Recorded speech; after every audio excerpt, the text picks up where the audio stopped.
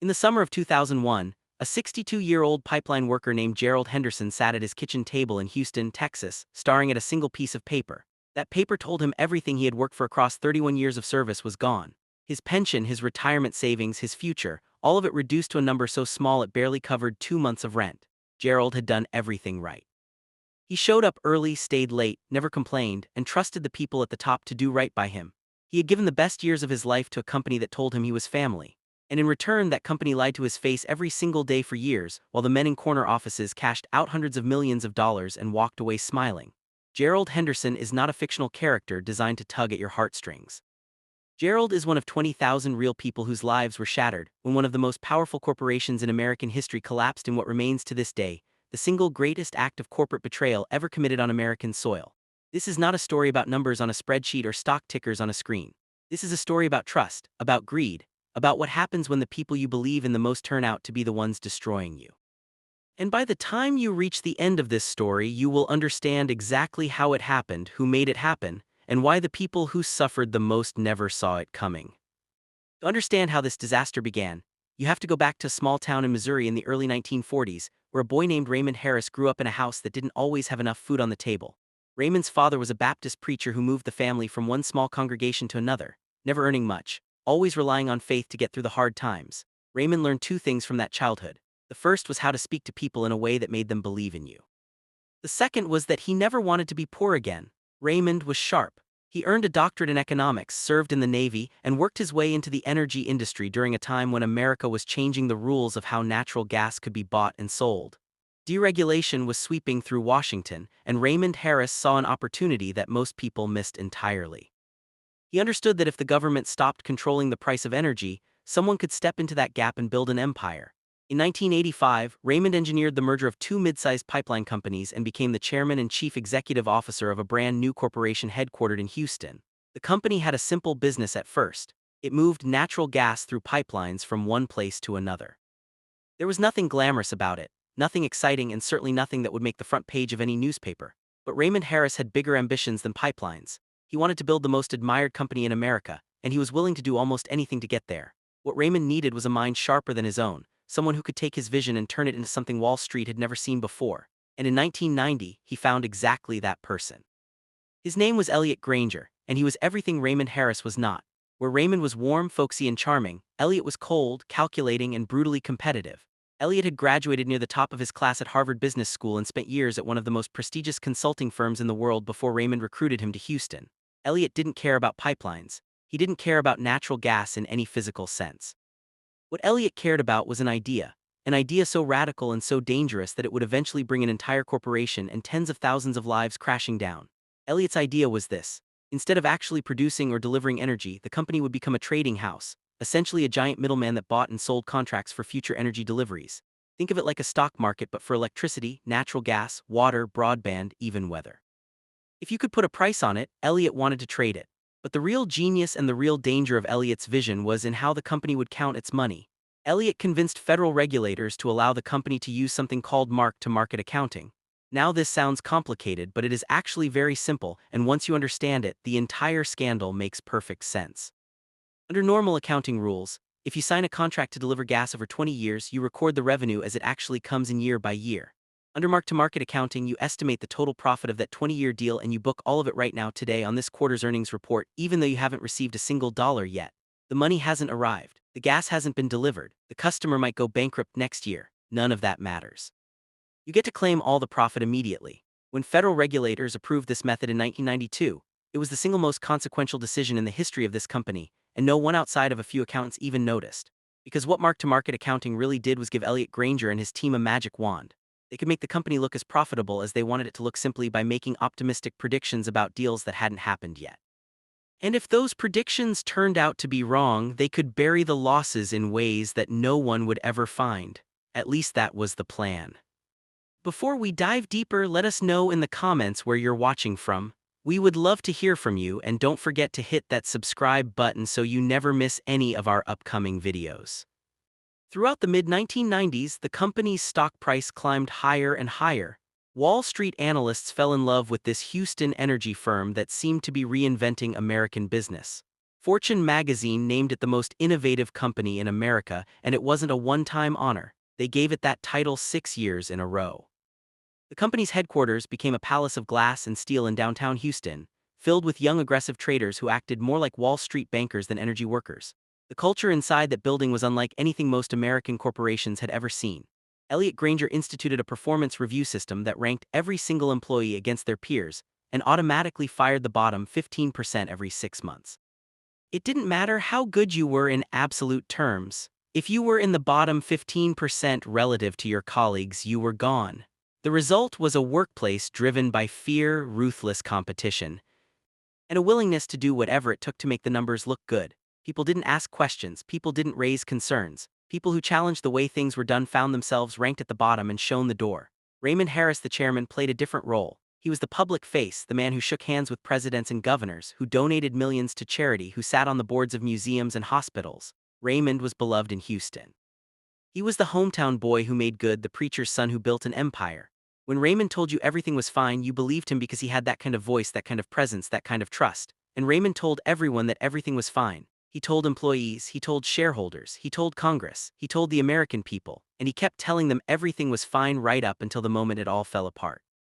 By the late 1990s, the company had a problem that was growing larger every single quarter. Despite all the headlines and all the praise from Wall Street, many of the company's actual business ventures were losing money. Their international power plants were underperforming. Their water company was bleeding cash. Their broadband division, which was supposed to revolutionize the internet, was a complete disaster. Under normal accounting, these losses would have shown up clearly on the company's financial statements and the stock price would have dropped. Investors would have asked hard questions. Executives would have been held accountable. But this was not a normal company and they were not using normal accounting. This is where a third man enters the story, and in many ways he is the most important character of all. His name was Martin Cross, and he held the title of Chief Financial Officer. Martin was quiet, methodical, and extraordinarily clever with numbers. If Raymond Harris was the face of the company and Elliott Granger was the brain, then Martin Cross was the architect of the illusion. Martin's job was deceptively simple. He had to make hundreds of millions of dollars in debt and losses disappear from the company's books. And he did it using a method that was breathtaking in its audacity. Martin created a network of shell companies, entities that existed only on paper, many of them named after characters from science fiction movies and comic books.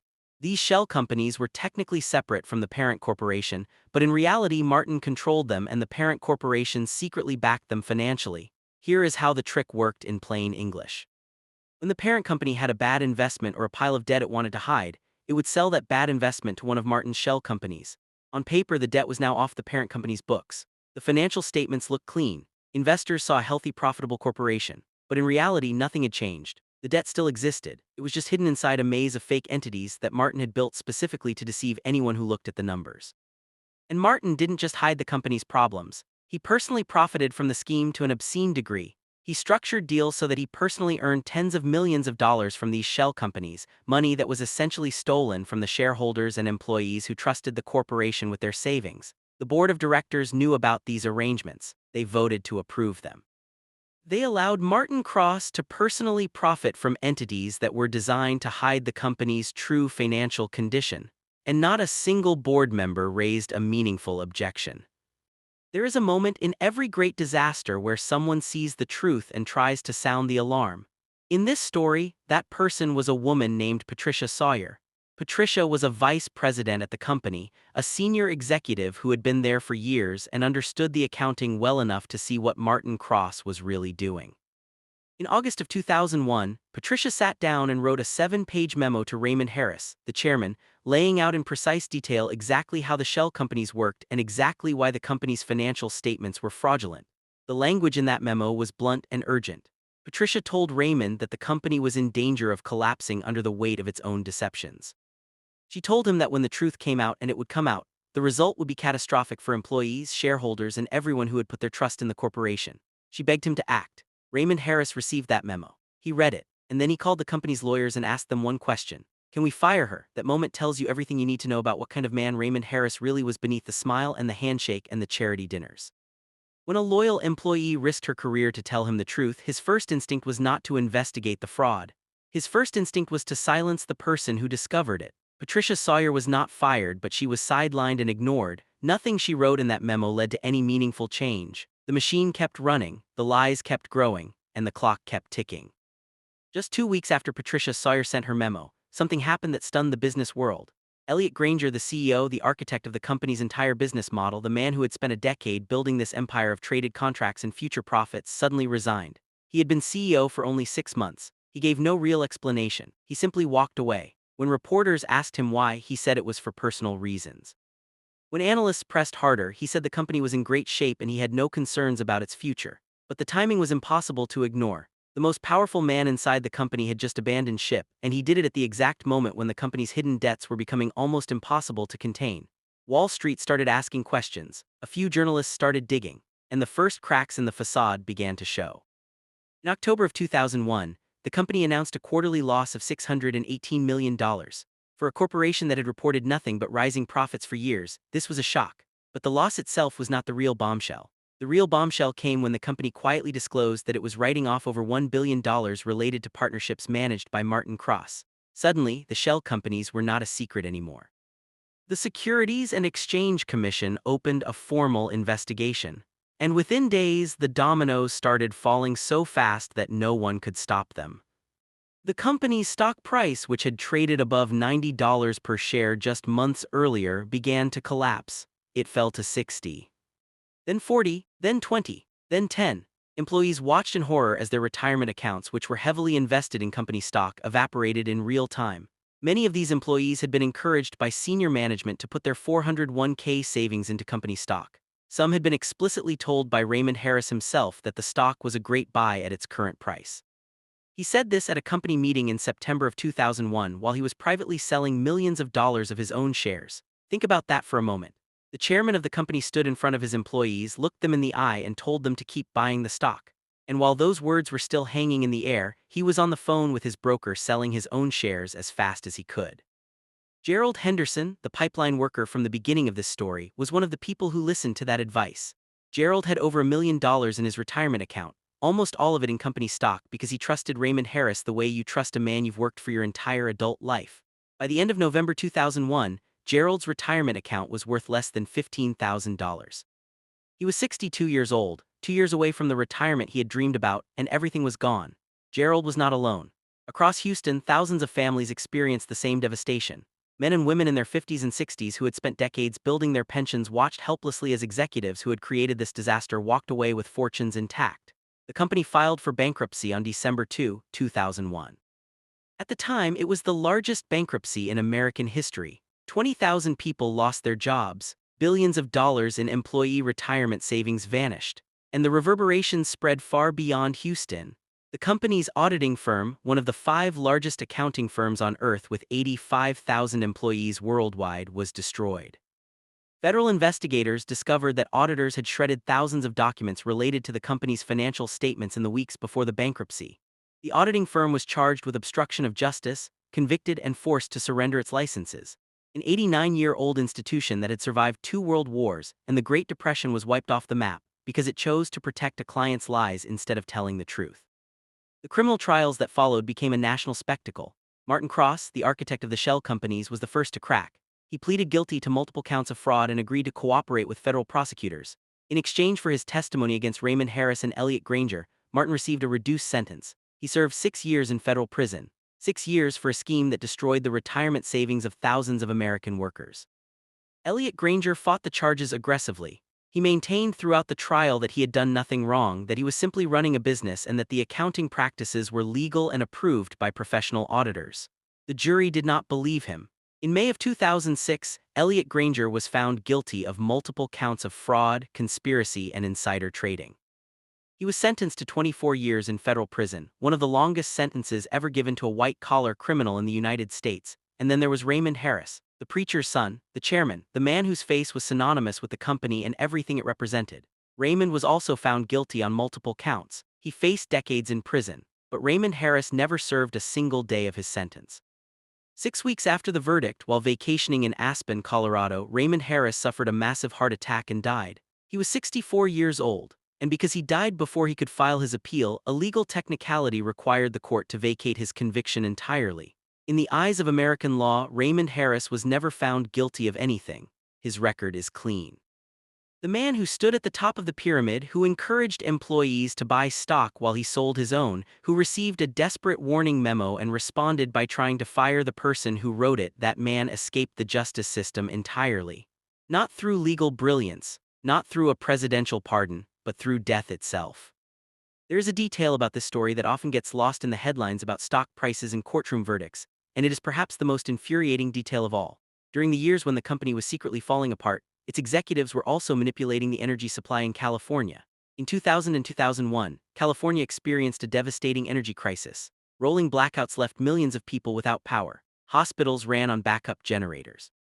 Traffic lights went dark. Elderly people suffered in homes without air conditioning during brutal heat waves. The public was told that the crisis was caused by a shortage of energy supply. The truth was very different. Traders at the company were deliberately shutting down power plants and manipulating energy flows to drive up the price of electricity. They gave these manipulation strategies nicknames. They called one strategy Death Star. They called another Get Shorty. And in recorded phone conversations that were later obtained by investigators, traders were caught laughing about the suffering they were causing. In one recording, a trader joked about stealing money from grandmothers in California. In another, traders celebrated when wildfires forced the closure of a major transmission line because they knew the resulting shortage would drive prices even higher. These were not faceless algorithms making automated decisions. These were human beings sitting in an air-conditioned trading floor in Houston, Texas, deliberately causing suffering for millions of people and laughing about it while they collected their bonuses. The state of California estimated that the company's market manipulation cost the state and its residents over $30 billion during the crisis. $30 billion taken from working families, small businesses, hospitals, and schools so that traders could hit their quarterly targets and executives could report profits that justified their $100 million compensation packages. The aftermath of this disaster reshaped American corporate law in ways that are still felt today. Congress passed the Sarbanes-Oxley Act in 2002, which imposed strict new requirements on corporate financial reporting and created criminal penalties for executives who knowingly certify false financial statements. It was the most significant reform of American securities law since the Great Depression. And it was written in direct response to the lies that came out of that glass tower in Houston. But here's the question that still haunts anyone who studies this case carefully. Did it actually change anything? 7 years after this company collapsed, the American financial system nearly destroyed itself in the crisis of 2008. The methods were different. Instead of shell companies hiding energy losses, it was mortgage-backed securities hiding toxic loans. Instead of mark-to-market accounting inflating the value of gas contracts, it was credit default swaps creating the illusion that worthless debt was perfectly safe. But the underlying disease was exactly the same. Executives at the top enriching themselves while ordinary Americans bore all the risk. Regulators who were either too compromised or too incompetent to see what was happening. And a culture that rewarded short-term profits above everything else, including basic human decency. The names changed, the addresses changed, but the playbook remained identical. Elliot Granger was released from federal prison in February of 2019 after serving approximately 12 years of his original 24-year sentence. His sentence had been reduced on appeal. Today, Elliot Granger is a free man living in Houston. He has reportedly started a new business venture in the energy sector. He has given interviews in which he expresses regret, but stops short of accepting full responsibility for what happened. He has never personally apologized to the 20,000 employees who lost their jobs or the thousands of retirees who lost their savings. Martin Cross, the man who built the shell companies, was released from prison even earlier. He has since reinvented himself as a public speaker and consultant who lectures on the topic of corporate ethics. The man who personally profited to the tune of tens of millions of dollars while deceiving investors and employees now charges fees to stand in front of audiences and explain why corporate fraud is wrong. Gerald Henderson, the pipeline worker, never recovered his retirement savings. He went back to work in his 60s doing manual labor because he had no other choice. He died in 2017 at the age of 78 without ever receiving meaningful compensation for what was taken from him. Patricia Sawyer, the woman who wrote the warning memo, testified before Congress and was celebrated briefly as a hero. But she struggled professionally for years afterward. Corporations were reluctant to hire someone known for blowing the whistle. In the end, the woman who tried to tell the truth paid a professional price for her courage, while the men who created the lies served relatively short sentences and returned to comfortable lives. This story is ultimately about something much larger than one company or one group of executives. It is about the contract that exists between the people who run American institutions and the people who depend on them. When Gerald Henderson went to work every morning for 31 years, he did so based on a simple belief. He believed that if he did his job honestly, the people above him would do theirs honestly too. That belief is the foundation of everything. It is the foundation of retirement systems, of stock markets, of corporate employment, of the entire structure that allows ordinary people to plan for a future they cannot see. And when the people at the top violate that belief, when they choose personal enrichment over the well-being of the people who trust them, the damage goes far beyond balance sheets and stock prices. The damage reaches into kitchens where 62-year-old men sit staring at pieces of paper that tell them their future is gone. It reaches into families where parents have to explain to their children that the retirement they were promised does not exist anymore. It reaches into the fundamental trust that holds a society together. Raymond Harris once told a reporter that he wanted to be remembered as a man of faith, a man of family, and a man of integrity. History remembers him very differently. History remembers him as the man who smiled while his employees lost everything. History remembers the glass tower in Houston and the empire of lies it contained. And history asks us a question that we still have not answered. If the same kind of greed, the same kind of deception, and the same kind of institutional failure can happen again and again, then who is really protecting the Gerald Hendersons of this world? And if the answer is no one, then what does that say about the system we have all agreed to trust? If this story made you think, if it made you angry, if it made you look differently at the institutions you depend on, then do us a favor. Share this video with someone who needs to hear it. Leave a comment below and tell us what you think. Was justice served in this case? Should Elliot Granger have spent the rest of his life behind bars? Should the board members who approved Martin Cross's shell companies have faced criminal charges? We want to hear your honest opinion. And if you haven't already, hit that subscribe button and turn on notifications because we have more stories like this coming soon. Stories about power, deception, and the people who fought back. Thank you for watching, and we will see you in the next one.